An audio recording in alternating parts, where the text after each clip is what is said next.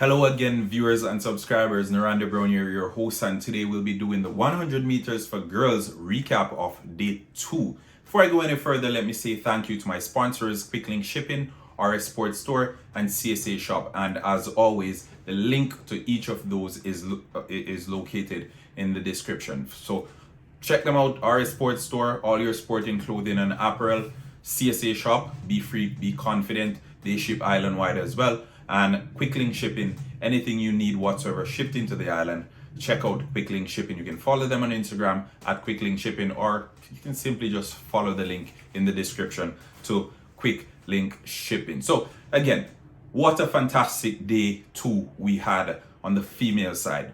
Leading into day 2, there were a lot of argument. The main event was expected to be day 2, right? The females, Tia, the Clayton twins in short, twin turbo as some may call them, and Brianna Liston, they were the big names going in. Alexis James coming out of Petersfield. I spoke about her in my build up to day 2. Big names, big times so far this year going into day 2. But before I get to these top female athletes, let's speak about the ones that are to come. Let's speak about the future of the class 1.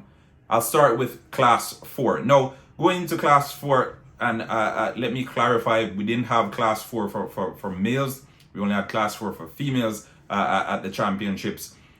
We had East finishing first, class 4 folks, 11.28 seconds. Right, we had Gail from Edwin Allen, 12.03 seconds, and we had Lindo from Immaculate Conception, 12.10 seconds.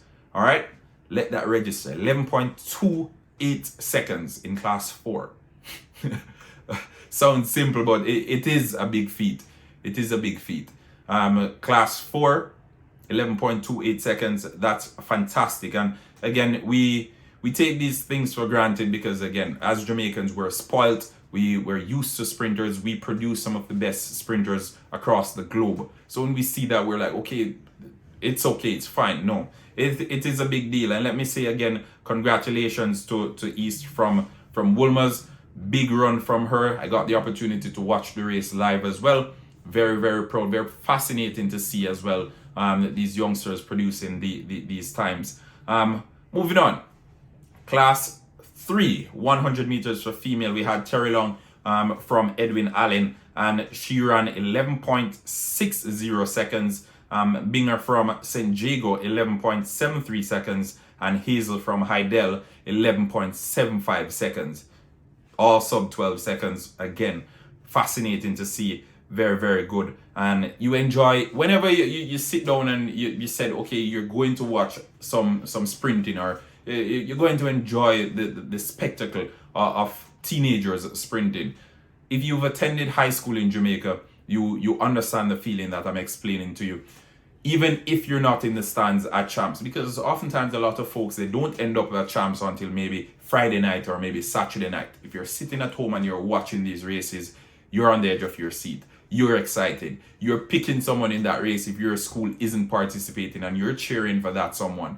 All right. So again, it's good to see these fantastic times being produced. And again, class 3, class 4, big races, big races. Moving on to class 2, where we had Hydel finishing first and second. Surprisingly, Karika Hill ran the 7th fastest time under 18 in the world with 11.16 seconds, and also this is a champs record. So that one was a big race, a very, very big race. And again, it was 2 teammates pushing each other. They were going neck and neck until Karika Hill pulled away, and she blazed through the finish line. The closest opponent, again, as I said, a fellow teammate, Reed, who clocked 11.22 seconds. And coming out of Montego Bay, we had Bernard, as she clocked 11.44 seconds. I love to see Western schools doing well at the championships, because they're traditional champs schools, right? On the female side, we have the likes of Vere, we have Homewood. At one point it was the Queen's School. Now it is Edwin Allen. They've been dominant for the last few years, right? As I said, at one point it was Homewood. They were dominant for a number of years as well. Prior, it was very dominant for a number of years. So whenever the Western schools, and these schools aren't predominantly champs schools, they probably can find 2 or 3 athletes who can compete, and then they send these athletes to compete and to represent. So it's good to see. I'm always happy when I see schools from Western Jamaica competing and getting on the podium as well. So congratulations to the young lady from Mount Alvernia over there in Montego Bay, St. James. Really nice school as well. I have some good friends from Mount Alvernia. It's an all-girls school, but again, a big school, big reputation, usually in the academics, but it's good to see them thriving in the athletics as well. So 11.44 seconds for the young lady from Mount Alvernia. Bernard is her name. Reed Heidel, 11.22 seconds. And the champs record from Kirika Hill, Heidel again, 11.16 seconds. All right, so again, we look at these and we fantasize, oh, how we can't wait for them to get to the senior stage where they can be representing Jamaica, because sooner or later these youngsters will be representing Jamaica if they continue in the same path. There are some who fall along the wayside. We have the Carifta Games coming up. Again, we will be keeping a keen eye on that to see who will be representing, who will make the cut. Because again, Jamaica's Carifta team is probably the hardest team to make, right? And coming into champs, you want to get one up on the opponent, because chances are you will be seeing that opponent again very, very soon. All right, so over to the final female race of the day, and this one was the massive one. This one was a big one. Tina Clayton, under 20 world champion, she came into this race with basically the burden of expectation. However, it was Brianna Liston who was the favorite. Although Tina Clayton came in with the expectation was for her to try and beat Brianna Liston. And some may say, but she's the world champion. I know it's weird and it's strange, but Brianna Liston, she has been the quickest. She was the quickest over 100 meters this year, and she came into the finals as the favorite. She was expected to win, but the twins had something else in mind. They had something to say about it. I think Brianna Liston, she had a fantastic start up until about 50 meters. She was in total control, but then Tina Clayton, she turned on the afterburners. She pulled up on Brianna's shoulders, and it was almost as if Brianna panicked. She couldn't believe that Tina was on her shoulders, and she lost the plot. She lost the plot. Tina executed a perfect race. She showed experience. She showed guile. She showed know-how. She showed that she knew how to win the race. She knew what it takes, right? And she showcased just that. I enjoyed the race. It was a thoroughly entertaining race. I think Tia, she finished third, which was also good to see both twins standing on the podium, basically sandwiching Brianna Liston. But overall, I think it's encouraging signs if you're a fan of Jamaican athletics, because you're sitting at home and you're saying, this is the next Shelly-Ann Fraser-Pryce, this is the next Veronica Campbell-Brown, this is the next Elaine Thompson-Hera.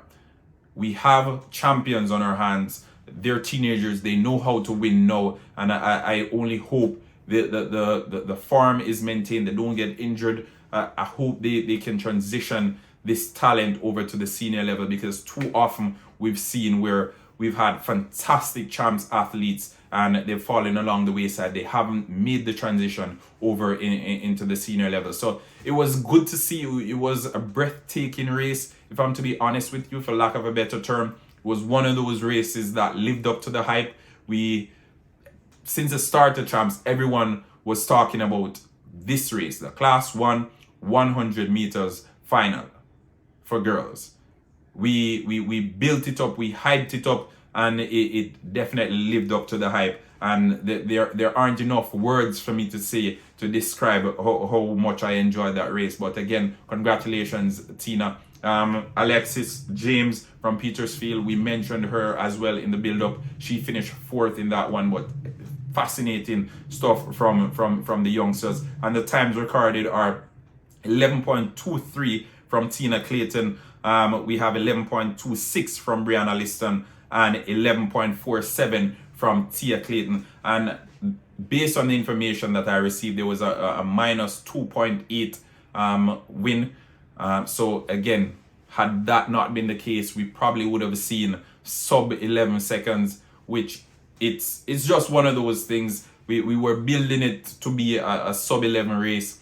That wasn't to be, but again, a fascinating race, a breathtaking race, nonetheless, thoroughly entertaining for those who are fans of athletics. And even if you're neutral and just passing your television, I'm pretty sure you would have enjoyed it as well. So at the end of day 2 of champs, these are the standings. All right, so on the female side, Edwin Allen was in first with 76 points, Heidel in second with 54 points, St. Jago in third with 48 points, Homewood 35 points, Immaculate High in fifth with 24 points, Camperdown in sixth with 19 points, Wolmer's in seventh with 17 points, Petersfield in eighth with 10 points, and Excelsior 9 with 9 points, St. Catherine High in 10th with 8 points. All right, over to the boys side, Kingston College, as expected, in first with 68 points, Jamaica College not so far off in second with 51 points, St. Jago third, 28 points, Stets, St. Elizabeth Technical in fourth with 23 points, Wolmer's High in fifth with 18 points, Calabar in sixth with 17 points, Herbert Morrison 15 points in seventh, Edwin Allen 13 in eighth, Clarendon College 10 points, ninth, Magotty High 9 points in 10th. And there you have it, folks. I hope you enjoyed day 2 as much as I did. I hope you enjoyed this video as well as I did. Please remember, like, share, subscribe. If you have any comments, any feedback whatsoever, leave it in the comment section right beneath here. It's always a pleasure spending time with you, the viewers and the subscribers. And I'll be back with you again, providing coverage, feedback, build up, you name it. We'll have it here at Halftime TV. We will be keeping you informed as best as possible as the championship goes on. Issa, Grace Kennedy, boys and girls champs, Halftime TV has you covered. Until next time, Miranda Brown here saying peace out. Bye-bye.